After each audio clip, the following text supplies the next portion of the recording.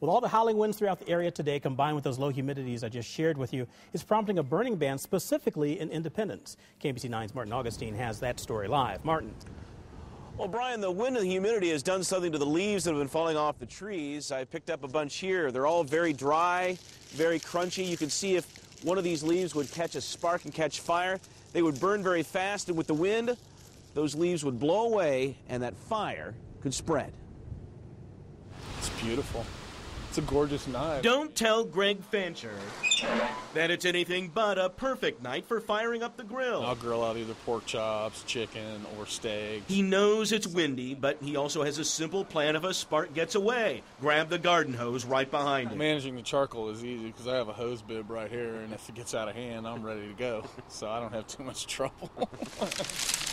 But with the wind blowing around all those dry leaves, the Independence Fire Department would still prefer the charcoal grills remain cold. Although we should point out the grills are not part of the ban.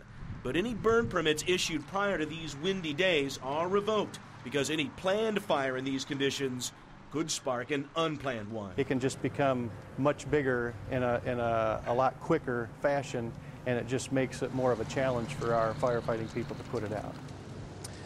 The Independence Fire Chief on Friday morning will reevaluate weather conditions at that time and, if necessary, extend the ban through the weekend.